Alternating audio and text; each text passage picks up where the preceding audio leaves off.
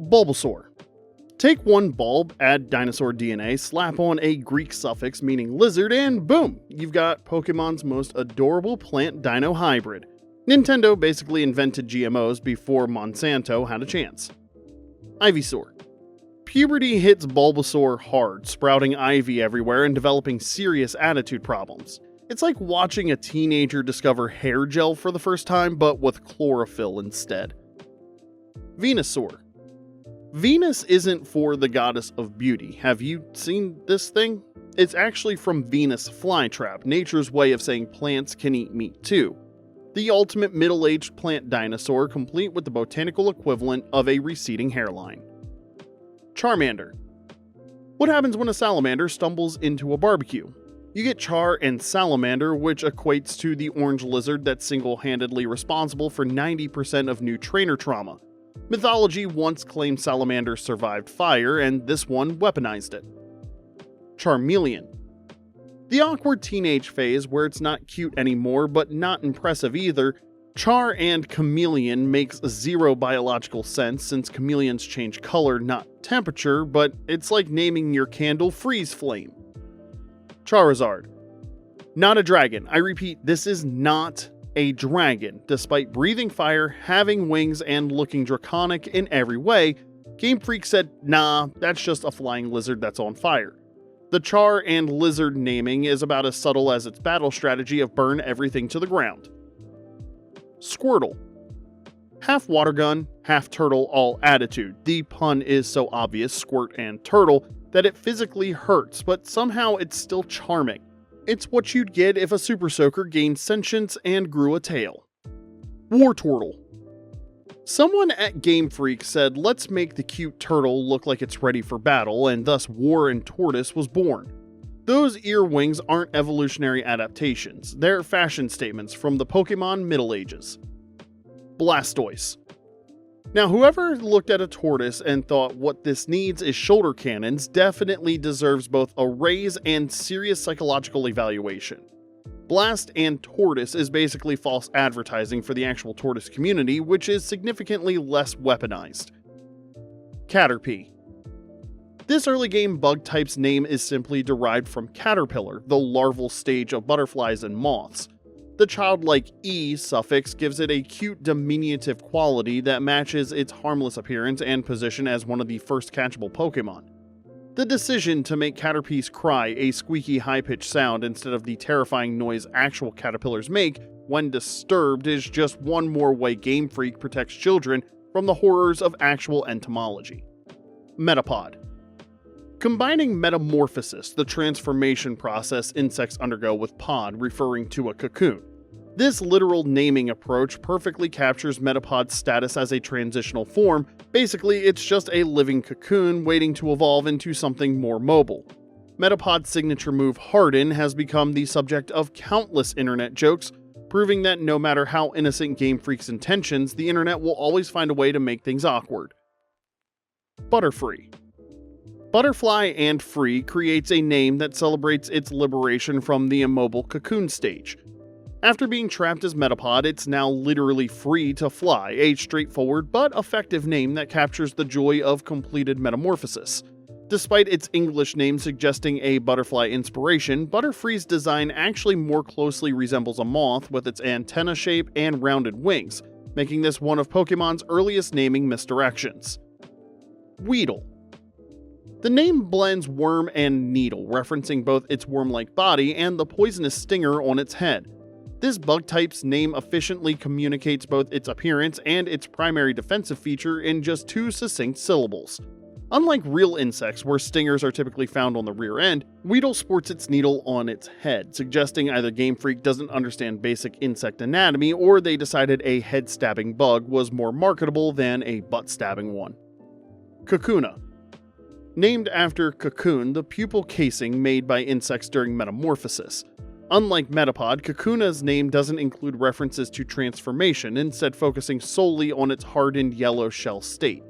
The subtle difference between Metapod and Kakuna's naming approach, transformation versus state, reflects their different strategies. While Metapod focuses on defense, Kakuna's design hints at the offensive powerhouse that it will become. Beedrill. Combining bee with drill, this name leaves nothing to the imagination. It's a bee-like creature with drill-like stingers for hands. The aggressive naming perfectly matches its territorial behavior and combat-oriented design, making it one of the most aptly named early Pokémon. With stingers on both arms and its rear, Beedrill is essentially a flying weapons platform that violates several Geneva Convention protocols on human warfare. Pidgey. This is how I imagine this conversation went down. Game Freak. What should we call the common bird Pokémon? Intern. How about Pigeon, but cuter? Game Freak. Promotion!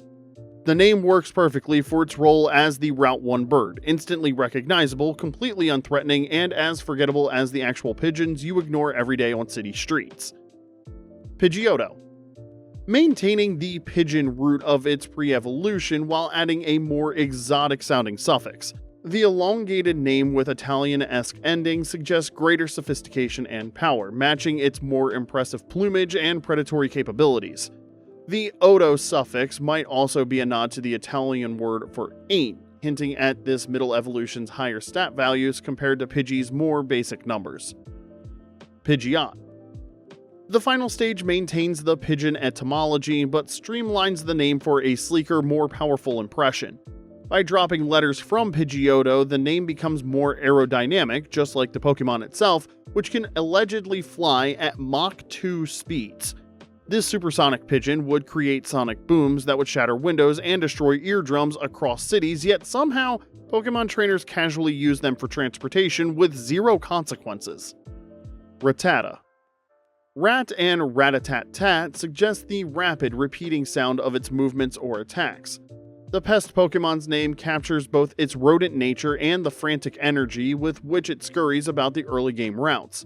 Its Japanese name Korata plays on ko, which is small, and ratter, which is both more straightforward and less likely to cause pronunciation arguments amongst English-speaking players. Raticate. Blending rat with eradicate, suggesting both its rodent nature and its more aggressive predatory evolution. The name implies a pest that doesn't just annoy, but actively destroys, fitting for its sharp-fanged design and more threatening demeanor compared to Rattata.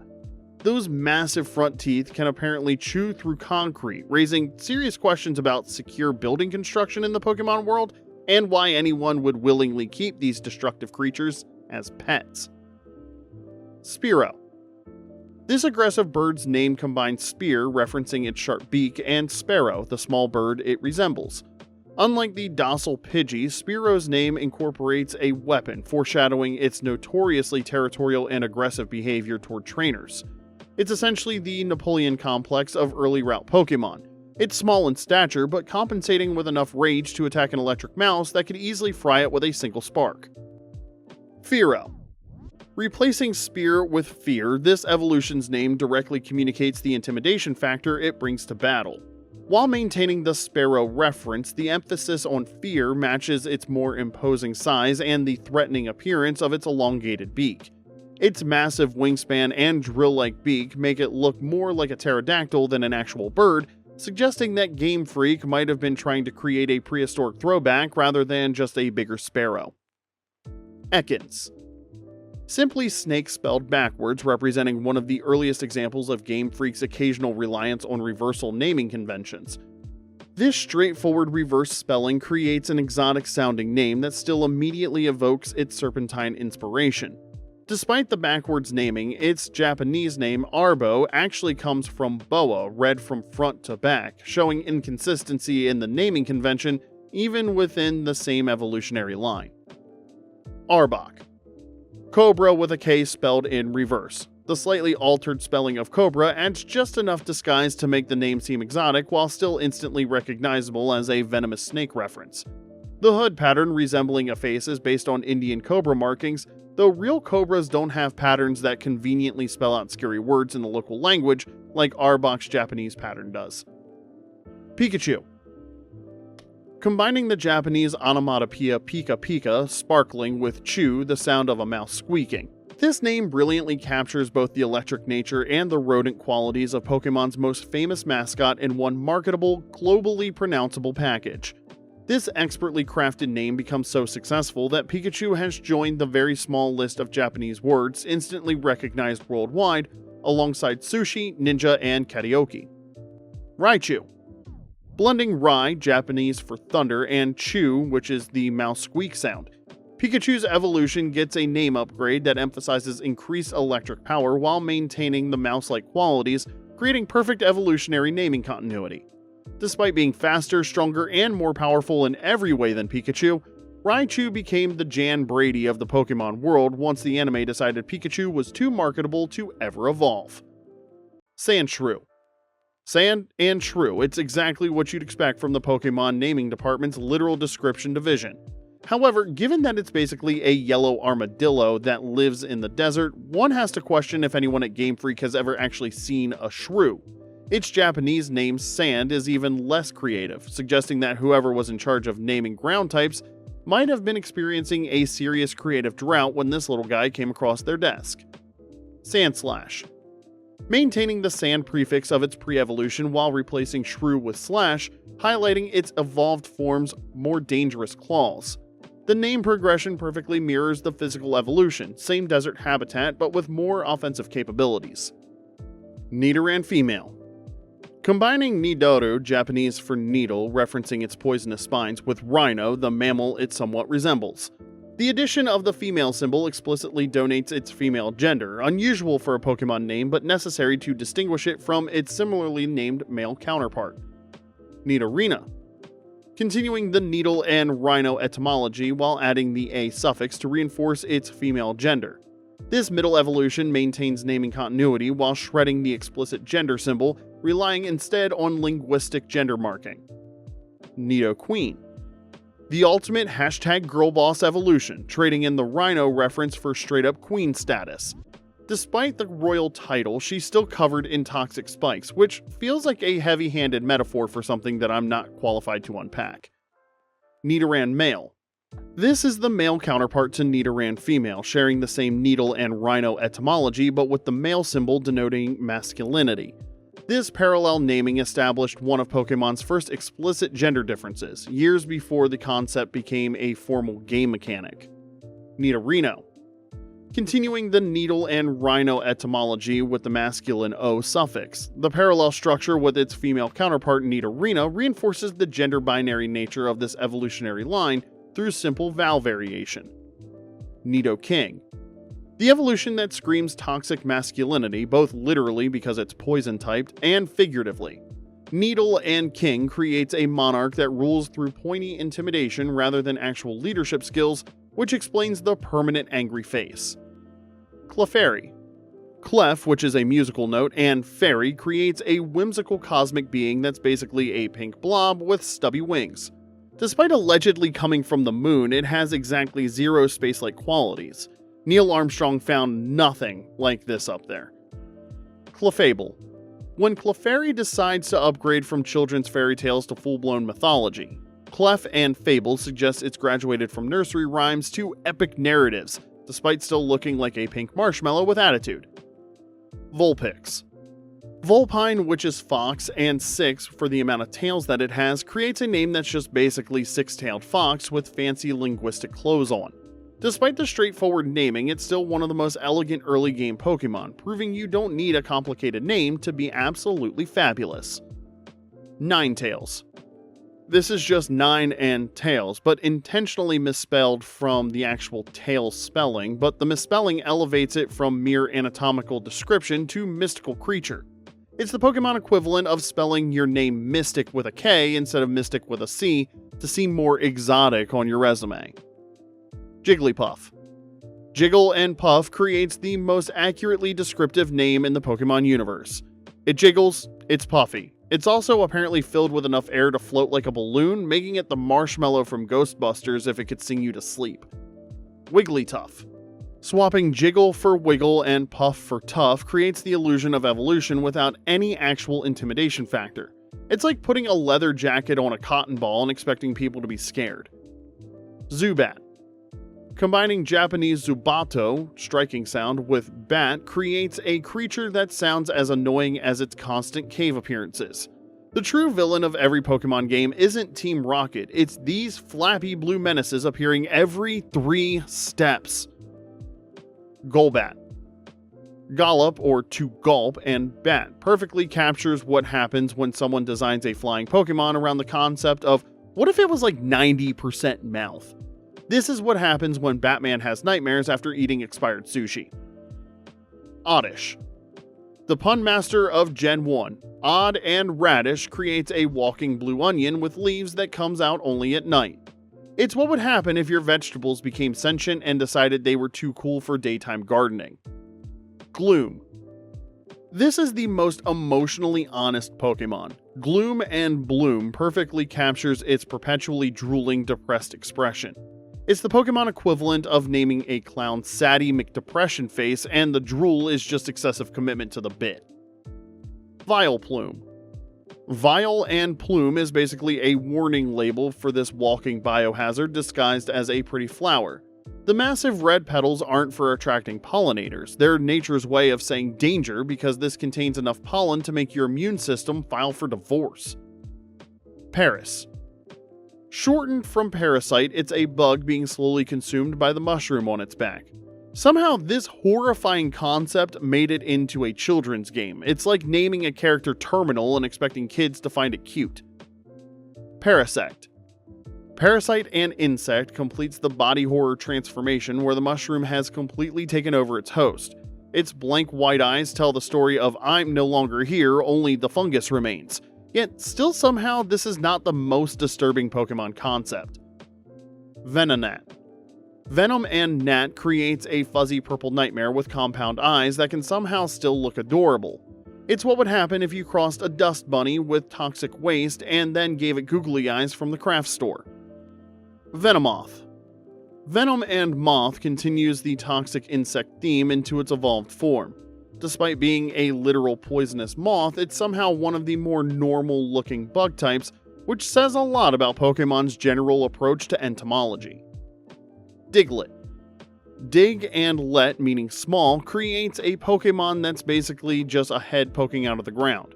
What's below the surface, the world may never know, but Game Freak has maintained this mystery for decades, creating the greatest anatomical enigma in gaming history. Dugtrio. Doug and Trio is just 3 Digletts who decided that instead of individual freedom, they'd prefer to be permanently fused together like some kind of burrowing hydra. It's not evolution so much as a support group that just went too far. Meowth. Just meow with a fancy TH ending because sometimes the simplest approach works best. This cat Pokemon's obsession with shiny objects and ability to speak human language makes it either the most evolved or least evolved feline, depending on your perspective. Persian. Named after an actual cat breed, showing that the Pokemon naming team occasionally just glances around the room for inspiration. I think what happened was they looked around and asked what's fancy and cat-like, and somebody said a Persian cat, and that's it. Now let's go name something after Dave from accounting while we're at it. Psyduck. Psychic and Duck creates the most perpetually confused Pokemon in existence.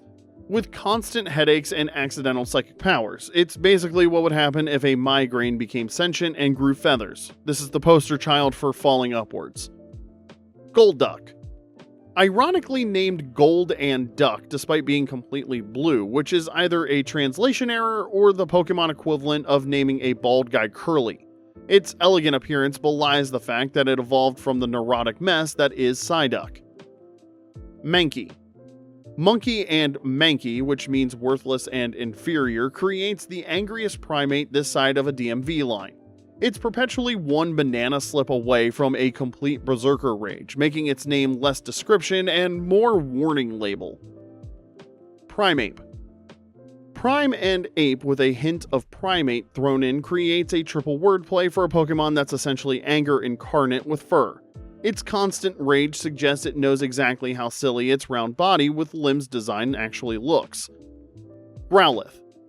Growl and Lithe creates the goodest fire boy in the Pokemon world. Despite being based on Japanese lion dogs, it acts like your neighbor's golden retriever, if that retriever could also bring your house down with a sneeze. Arcanine. Arcane and Canine elevates a fire dog to legendary status, proving that sometimes all you need for mythology is a really good PR team. Despite being classified as the legendary Pokemon in the Pokédex, it's about as legendary as that story your uncle tells at Thanksgiving every year. Poliwag. Poliwag and Wag creates a tadpole with a visible spiraling intestine, which is either cute or disturbing depending on your perspective on transparent digestive systems. Its constant smile suggests it has no idea about the anatomical oversharing that it's engaged in. Poliwhirl. Poliwag and Whirl emphasize the hypnotic swirl that dominates its design. It's essentially what would happen if you gave a tadpole a washing machine control panel for a stomach. The spiral is either for hypnosis or just a really unfortunate birthmark. Poliwrath. Poliwag and Wrath turns a swimming tadpole into a heavyweight champion. The spiral has evolved from hypnotic curiosity to target for punching opponents into next Tuesday. It's what happens when your class clown suddenly gets really into CrossFit. Abra. Taking just the first part of Abracadabra creates a Pokemon that's basically 99% brain and 1% ability to stay awake. Its main survival strategy is teleporting away from danger, making it the Pokemon equivalent of noping out of uncomfortable conversations at all times. Kadabra. The middle part of Abracadabra creates a Pokemon that inexplicably carries around a spoon. Not for eating though, it's for bending with its mind. It's like if Uri Geller was more interested in silverware than entertainment, which led to an actual lawsuit, and that's not a joke. Alakazam. The complete magical phrase creates a Pokemon with an IQ of 5,000, but apparently not smart enough to invest in pants. With 2 spoons now, it's doubled down on the cutlery manipulation business, suggesting a concerning escalation that might end with telekinetic forks. Machop. Macho and Chop creates a permanently flexing fighting type that never skips upper body day but apparently has never heard of leg day. Its perpetual speedo suggests that gym attire in the Pokemon world is significantly more minimalist than ours. Machoke. Macho and Choke continues the wrestling theme with a Pokemon that inexplicably develops both a championship belt and what appears to be underwear during evolution. The veins on its muscles have veins, which is suggesting whatever protein supplements exist in the Pokemon world need some FDA review pronto. Machamp. Macho and Champ completes the evolution into a 4-armed fighting machine that can throw 1,000 punches in 2 seconds. The additional arms appear out of nowhere, suggesting Pokemon evolution is less Darwin and more Mr. Potato Head in its approach to anatomy. Bellsprout. Bell and Sprout creates a Pokemon that's literally a bell on a stick. Its wobbly movement and constant surprised expression suggest it's just as confused about its existence as we are. It's nature's way of saying I was just experimenting with this design. Weepinbell. Weeping and Bell turns the surprised Bell into a drooling, depressed Bell. The evolution from confused to existential crisis tracks with most life experiences, though most of us don't develop acid spitting capabilities alongside our emotional issues. Victory Bell. Victory, Tree, and Bell creates a 3-word abomination that sounds like it should be selling diet pills on late night TV.